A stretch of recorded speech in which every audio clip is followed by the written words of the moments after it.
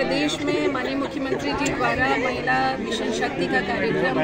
Already launch किया जा चुका है और उसी की श्रृंखला में जब मैंने आगरा जोन का कार्यभार संभाला तो मैंने कुछ ट्रेंड्स यहाँ पे क्राइम के ट्रेंड्स स्टडी करने का प्रयास किया और उसमें मैंने देखा कि महिला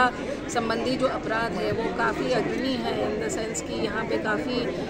महिला संबंधी अपराध हैं। तो इनका कारण क्या है? चूँकि माननीय मुख्यमंत्री जी ने कहा कि आप लोगों को मूल में जाना चाहिए कि आखिर इसका कारण क्या है। तो जब इसकी खोज करने का प्रयास किया तो देखिए कि 4 प्रकार के ट्रेंड्स हैं। एक तो जो मूल रूप से महिला संबंधी अपराधी हैं और जिसमें महिला या तो यौन शोषण का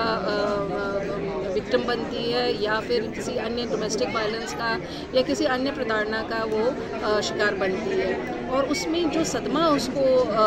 होता है उस सदमे से बाहर उभरने में काफ़ी दिक्कत होती है और इस ट्रॉमा से बाहर निकलने के लिए काउंसलिंग का बहुत बड़ा और अहम रोल होता है और इसी को एक उद्देश्य बनाते हुए कि किस तरह से हम जो हमारी ट्रॉमेटाइज्ड महिलाएं हैं जो सेक्सुअल एक्सप्लॉयटेशन का शिकार बनी हैं, जो बलात्कार, शीघ्रन इन सब मामलों का शिकार बनी है, उनको किस तरह से इस सदमे से बाहर निकालें और उनको मेन स्ट्रीम करें ताकि वो एक नॉर्मल ज़िंदगी जी सके। तो पहला तो ये मुद्दा था। दूसरा मैंने देखा कि आखिर क्राइम इतना क्यों है महिलाओं के विरुद्ध, तो उसमें कई सारे ऐसे मुकदमे थे जो फॉल्सली रिपोर्टेड थे और वो मुकदमे मूल रूप से ज़मीनी विवाद थे या लैंड डिस्प्यूट्स थे या प्रॉपर्टी डिस्प्यूट्स थे या पारिवारिक विवाद थे और उनको संगीनता देने के लिए महिलाओं को ढाल बनाकर महिला संबंधी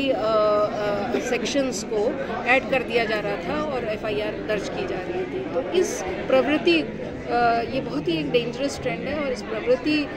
से निपटने के लिए मेरा ये मानना था कि हम संवाद के थ्रू, काउंसलिंग के थ्रू महिलाओं को समझाएं, समाज के लोगों को समझाएं कि आप महिलाओं को इस तरह की ढाल नहीं बना सकते हैं। और दूसरा कि लीगल रूप से भी जो फॉल्स रिपोर्टिंग होती है उसके इम्प्लीकेशंस होते हैं, उसके परिणाम होते हैं, उसकी रेपरकशंस होते हैं। You can be implicated for false reporting. तो ये भी समझना हमको ज़रूरी है कि हम कुछ भी जाकर नहीं लिखा सकते, जो सत्य है घटना उसी को हम लिखा सकते हैं।